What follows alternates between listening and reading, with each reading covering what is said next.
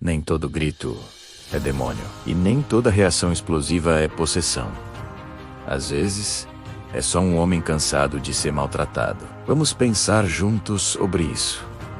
Imagine um homem, todos os dias, no trabalho, ele enfrenta humilhação. É pressão constante, críticas injustas, um desrespeito que corrói a alma. Ele aguenta firme, chega em casa, esperando encontrar um porto seguro, um pouco de paz, de apoio. Mas o que ele encontra? Desprezo, críticas, mais peso sobre os ombros já cansados. Ele ora. Ele busca Deus. Ele tenta ser paciente. Suporta tudo em silêncio. Mas existe um limite. E um dia, esse limite chega. Ele decide que não dá mais. Chega. Ele se posiciona. Ele decide que vai mudar essa situação. Que não vai mais aceitar ser tratado dessa forma. E qual é a reação de algumas pessoas ao redor? Isso é demônio. Ele está possesso. Precisa de uma oração de libertação. Será mesmo? Vamos abrir a Bíblia, porque ela tem muito a nos dizer sobre os nossos limites humanos. Em Eclesiastes capítulo 7, versículo 7, está escrito: a opressão fazendo descer até o sábio. O próprio Deus, em sua palavra, reconhece que a pressão constante, a opressão, afeta a mente e as emoções de qualquer pessoa, por mais sábia e equilibrada que ela seja. A gente vê isso na prática. Pensa no profeta Elias. Em 1 Reis, capítulo 19, depois de uma grande vitória, Elias está completamente exausto, física e emocionalmente. Ele foge para o deserto e chega a pedir a Deus para morrer. Ele estava sobrecarregado, sem forças, no fundo do poço. E o que Deus fez? Deus enviou um anjo para expulsar um demônio dele? Não, Deus deu a ele o que ele precisava: descanso, alimento e uma nova direção. Deus tratou a humanidade de Elias com cuidado. Outro exemplo poderoso está no Novo Testamento. Em João, capítulo 6, depois de um discurso difícil de Jesus, a Bíblia diz que muitos dos seus discípulos o abandonaram. Eles decidiram conscientemente que não queriam mais segui-lo. E o que Jesus fez diante disso? Ele gritou: sai, demônio do abandono!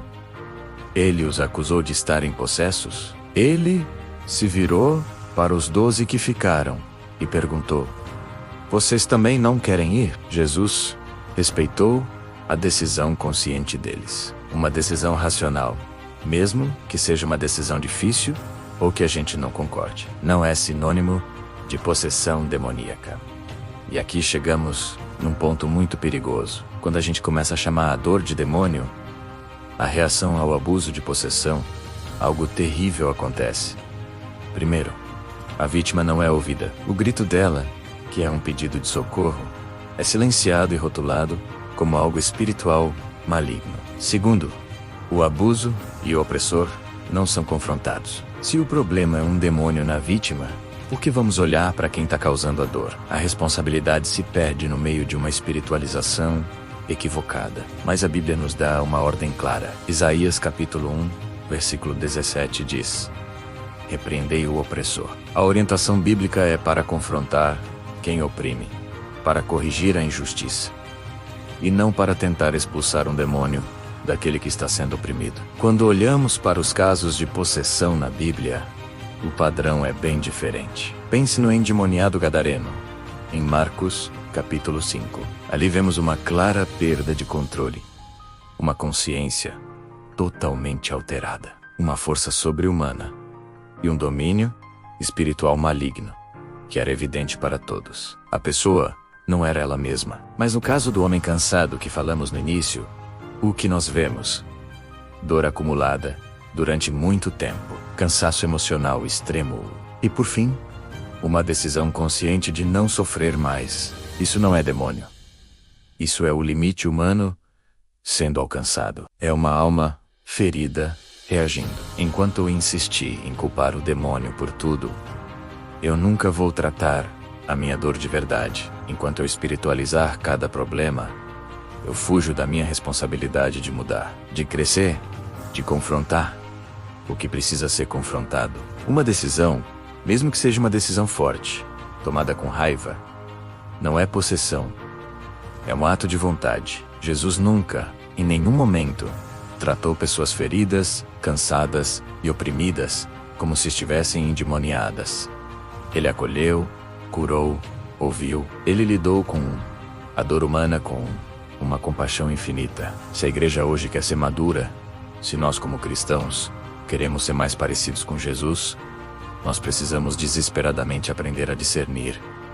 Nem todo problema é espiritual. Às vezes, o problema é emocional e precisa de terapia, de um ombro amigo. Às vezes, é relacional e precisa de diálogo, de limites, de perdão.